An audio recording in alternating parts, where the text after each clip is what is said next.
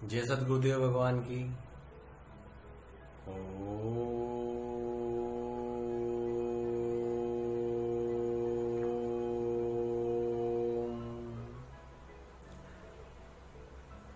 साथियों, आज मैं आपको एक अलग ही विज्ञान में ले चलता हूं। वह विज्ञान है सम्मोहन विज्ञान। बहुत ही जल्द मैं एक साथिका को भी प्रार्थना करके तैयार कर रहा हूं कि वह सम्मोहन क्षेत्र में जल्दी से जल्दी सीख पाए और इस संसार में सम्मोहन के माध्यम से जो आजकल कार्य हो रहे हैं वे कार्य वह भी कर सके। सम्मोहन के माध्यम से विदेशों में भी इसका खूब प्रचार प्रसार हो रहा है। सम्मोहन के माध्यम से यहाँ तक कि डिलीवरी भी होने लग गई है। अगर आप विदेश में जाएंगे इस सम्मोहन के माध्यम से बहुत सी बड़ी बड़ी बीमारियां भी दूर कर रहे हैं। ये चिकित्सा में भी बहुत कारगर साबित हो रहा है। वह है सम्मोहन विज्ञान, जो अपने आप में ही अनंत शक्तियां समेटे हुए हैं, असीम शक्तियां अंदर लिए हुए हैं। वह सम्मोहन विज्ञान के बारे में हम आज चर्चा करते हैं। सम्मोहन अपने भीतर आकर्षण शक्ति उत्पन्न कर लेने की विद्या है। सम्मोहन दूसरों को प्रभावित कर देने की क्रिया है। सम्मोहन प्रेम उत्पन्न करने की क्रिया होती है, जिससे मन आनंदित होता ही है। सम्मोहन विज्ञान संसार का श्रेष्ठतम विद्या एवं विज्ञान है।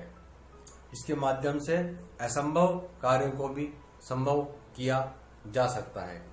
आज सम्मोहन विज्ञान का प्रयोग केवल भारतवर्ष में नहीं विदेशों में भी हो रहा है, या कहें पूरे संसार में इसका प्रचार प्रसार हो रहा है।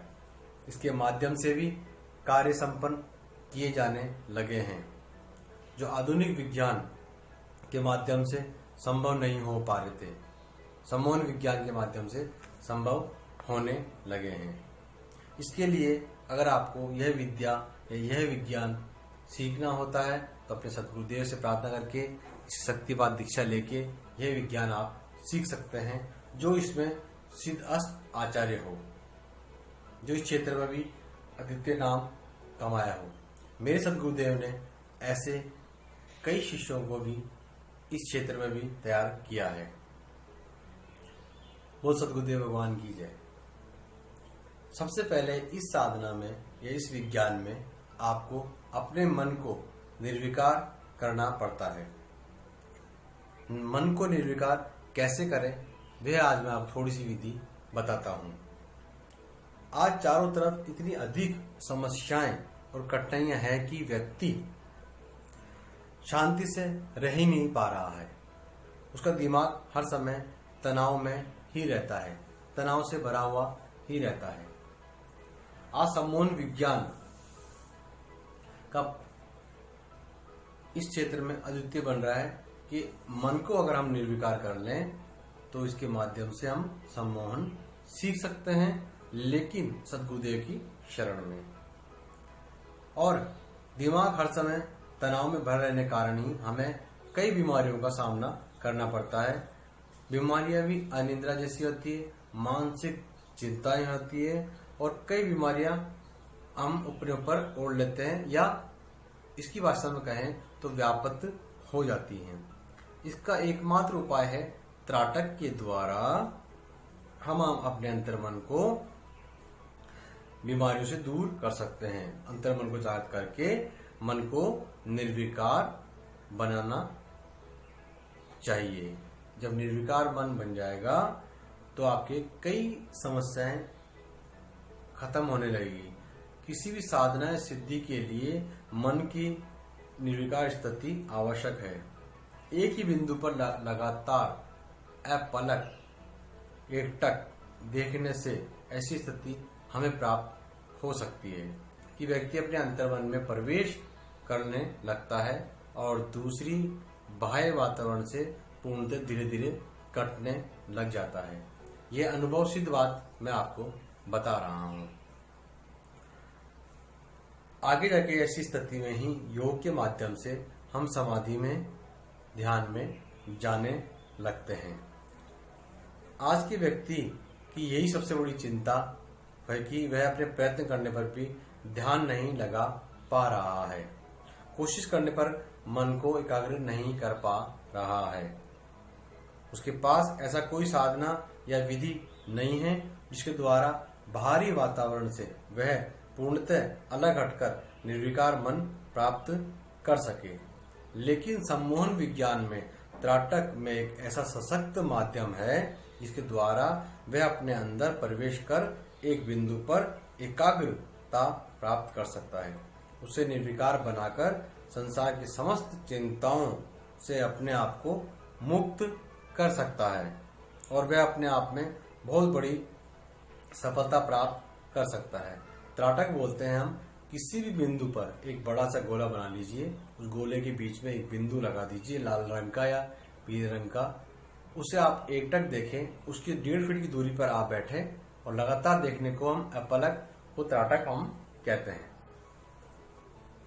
त्राटक आपको प्रैक्टिस करनी पड़ेगी, ये एकदम से नहीं हो पाएगा, 6 महीने आपको लग जाएंगे।